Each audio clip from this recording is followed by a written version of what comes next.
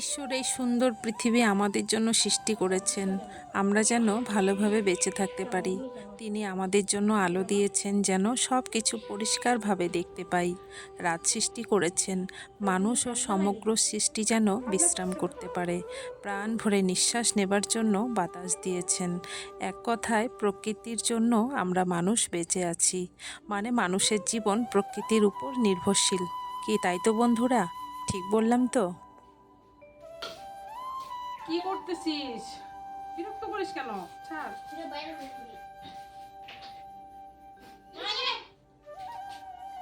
আজকে সকাল থেকে মনটা একদম ভালো নেই বন্ধুরা, কোনো কাজ করতে ইচ্ছে করছে না, কিন্তু তবুও করতে হচ্ছে। সংসারে কাজ না করলে তো আমরা নিজেরাই অচল হয়ে যাব।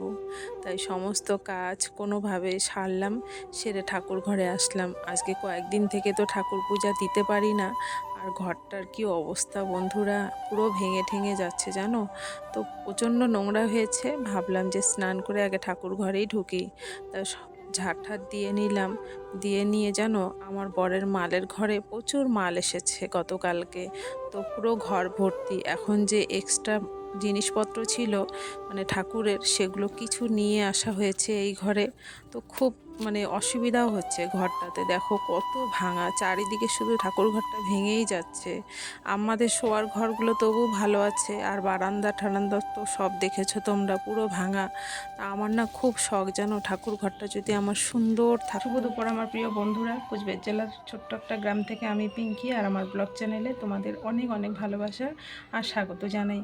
তো মনটা তো ভালোই না, দেখলে সকাল থেকে কান্না করছি। মেয়েটা জ্বরের বড়ি খাচ্ছে, কিন্তু জ্বর কমছে আবার উঠছে। তো সকালে একটু নাকি ডালিয়া করে খেয়েছে, আর ডাল আর ভাত করে আবার ঘুমিয়েছে। তো একটু আগে ফোন করলাম, বললো মা জ্বরটা কমে নেই, আমি একটু ঘুমানোর চেষ্টা করি। তো সেই জন্য আমার খুব কান্না পেলো। আর চট করে যে ওর কাছে যাব, বোঝোই তো। আর প্রথম মাসের মানে মাসের প্রথম 1 তারিখ থেকে 10 তারিখের মধ্যে অনেক টাকার লোন শোধ করতে হয়, মানে প্রাইভেট লোন। তারপর মেয়ের পিজিতে 3,000 টাকা করে টাকা দিতে হয়। তো সকালবেলা আমি 1,000 টাকা দিই ওর বাবাকে, আর ও 2,000 টাকা দেয়। এটা শুধু পিজির টাকা, আর মানে 3,000 টাকা টোটালে। তো 1,000 টাকা তুলতে গেছিলাম ব্যাংকে, গিয়ে দেখি সেখানেও টাকা কম, মাত্র 600 টাকা। জানি না কিসের থেকে কাটলো, বললো এটা সেটা কি কি একটা বললো। যাই হোক, তো ওই 600 টাকা তুলে নিয়ে আসলাম। তো আমি 1,000 টাকা দেই ওর বাবাকে, আর ও 2,000 টাকা দেয়। তো প্রথম মাসের 1 তারিখ থেকে 10 তারিখের মধ্যে এই লোন ফোন দেওয়া, এটা সেটা এত একটা চাপ যায়, মানে 10 তারিখ তো হয় না, সেই 15 তারিখ 20 তারিখ হয়ে যায়। তো মাসের মনে করো প্রথম মানে মাস পড়তে না পড়তেই 1 তারিখ থেকে মানে 20 তারিখ পর্যন্ত সবসময় একটা টাকার টেনশনে থাকতে হয়। একে তো তার জন্য তো মন মেজাজ ভালো থাকেই না, তার উপরে মেয়ের শরীর খারাপ। মানে ওকে যে চট করে দেখতে যাব, এখন যে ওর কাছে যাব তাতেও টাকা খরচা, ট্রেন ভাড়া, যাওয়া, বোঝোই তো। এই জন্য চট করে যেতেও পারি না। যে ইচ্ছা, মেয়েটাকে দেখতে ইচ্ছা করতেছে অনেক দিন থেকে।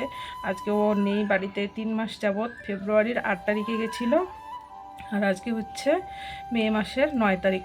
তো ভাবো, মনে হচ্ছে যে কত দিন থেকে, মানে 1 বছর থেকে মেয়েটা আসে না বাড়িতে। তো ওরও মনটা খারাপ কালকের থেকে, বলে না, ভালো লাগছে না।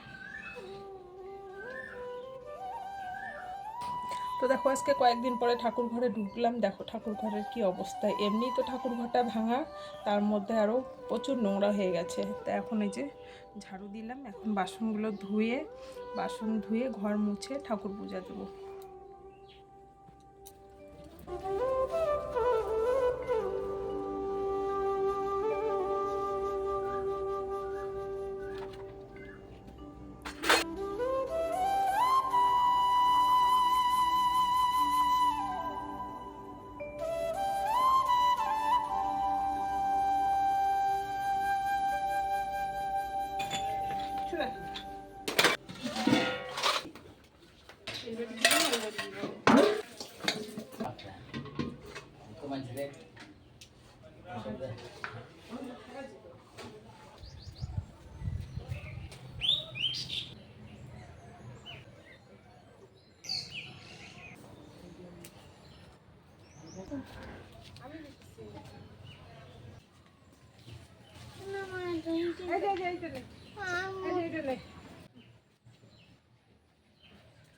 লিচুগুলো পাকতে না পাকতেই আমার ছেলের খাওয়া শুরু হয়ে গেছে। কয়েকদিন আগে মানে 2-3 দিন তো লিচু খেয়ে পুরো একদম কাশি করে ফেলছে। তা মাঝখানে 2 দিন বন্ধ ছিল, তো কালকে থেকে কাশিটা নেই, আজকে আবার এই দেখো খাওয়া শুরু করেছে।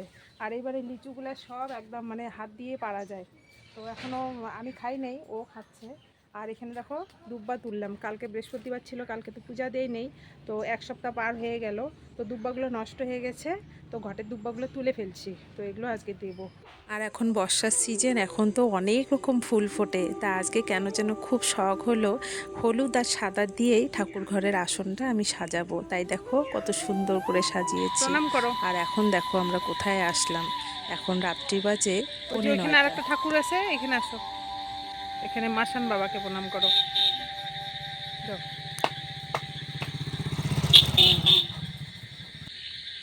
তো এটা হচ্ছে নদী, আর আমরা এখন যাব নদীর ওই পারে, ওই যে যেখানে লাইট জ্বলছে ওই বাড়িটাতে। চলো। বাবাকে প্রণাম করে কি হয় গো? করতে হয় বাবা। কেন? এদিকে আয়। আর ওই যে রইলো আমার বাপের বাড়ি লাইট, এই যে এটা। ভয় পাওয়ার কি আছে? মনে হয় না বুঝি বাসি লাগবে।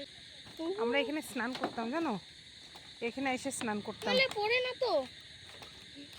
এলে পড়ে না তো? বাবা, আমার তো ভয়ই লাগতেছে। তোর বাবা বাইক কিভাবে নিয়ে আসবে রে?